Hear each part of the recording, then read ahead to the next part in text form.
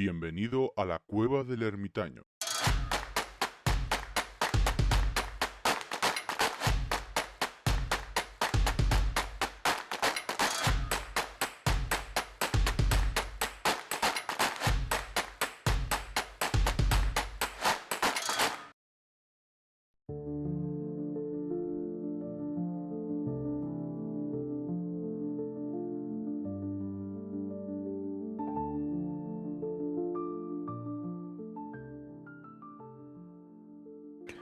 Muy buenas a todos, muy buenas a todas y bienvenidas a la Cueva del Ermitaño.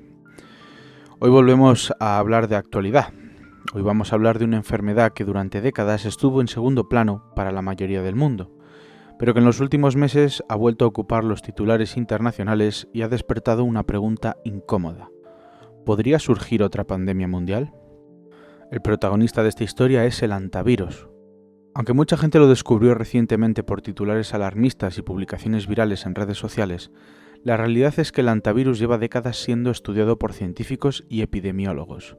Los primeros registros importantes aparecieron durante la Guerra de Corea, entre 1950 y 1953, cuando miles de soldados comenzaron a sufrir una enfermedad extraña caracterizada por fiebre alta, sangrados y problemas renales severos.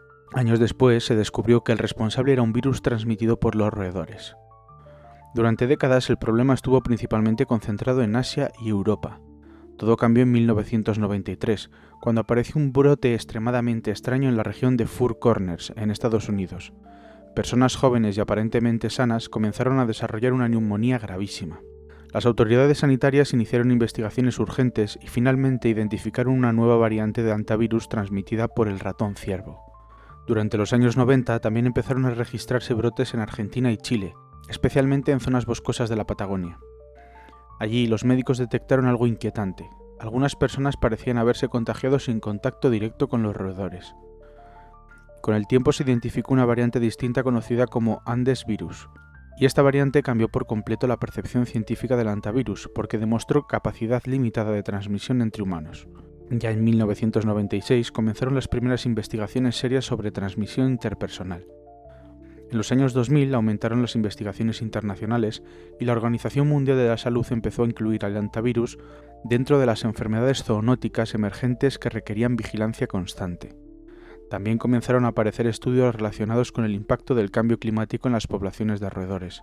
A lo largo de los años 2000 y 2010 se registraron brotes esporádicos en Estados Unidos, Canadá, Argentina, Chile y diferentes países europeos. En 2012, ocurrió uno de los brotes más mediáticos en el Parque Nacional de Yosemite, en Estados Unidos. Varias personas se infectaron después de alojarse en unas cabañas turísticas contaminadas por excrementos de roedores. Después llegó la pandemia del COVID-19, y desde ese momento el mundo comenzó a mirar a cualquier enfermedad zoonótica con muchísimo más miedo. En marzo de 2020 una muerte por hantavirus en China se volvió viral en redes sociales. Mucha gente creyó erróneamente que estaba comenzando otra pandemia mundial, pero las autoridades aclararon rápidamente que el hantavirus era conocido desde hacía décadas y que no se transmitía fácilmente entre personas. En 2018 ya había ocurrido un episodio especialmente importante en la Patagonia Argentina, el brote de Epuyén. Ese brote reforzó las sospechas sobre transmisión interpersonal del Andes virus. Y entonces llegó el año 2026. Todo comenzó con el crucero MV Ondius.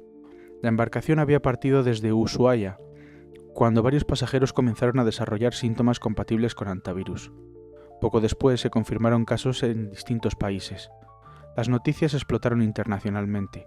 La OMS, el CDC estadounidense y el ECDC europeo comenzaron investigaciones y seguimiento epidemiológico.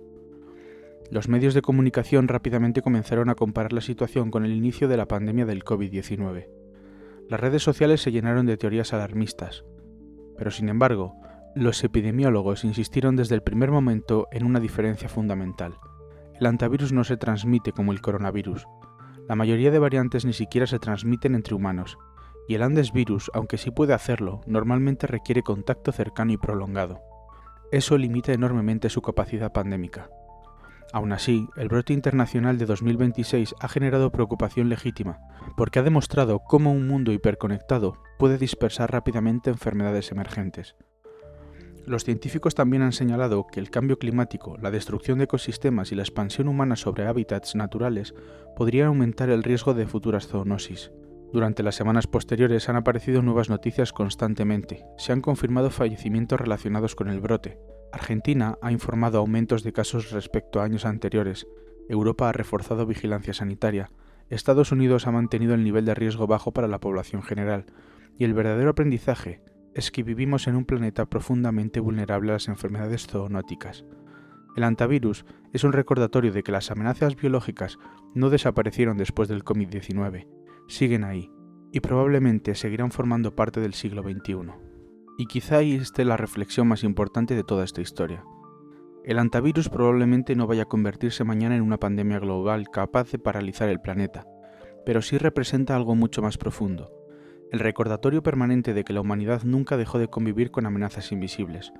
Durante años pensamos que las grandes pandemias pertenecían al pasado, que la tecnología moderna podía protegernos de cualquier crisis sanitaria, y que los sistemas globales estaban preparados para cualquier escenario.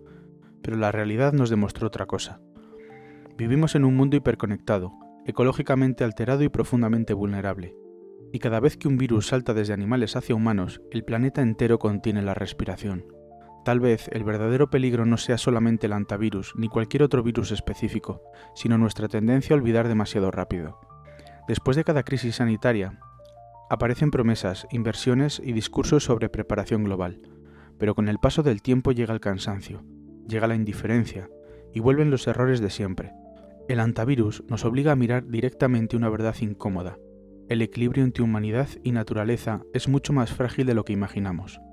Y mientras sigamos alterando ecosistemas, expandiendo ciudades sin control y reaccionando tarde ante las señales científicas, seguiremos viviendo bajo la sombra constante de nuevas amenazas biológicas.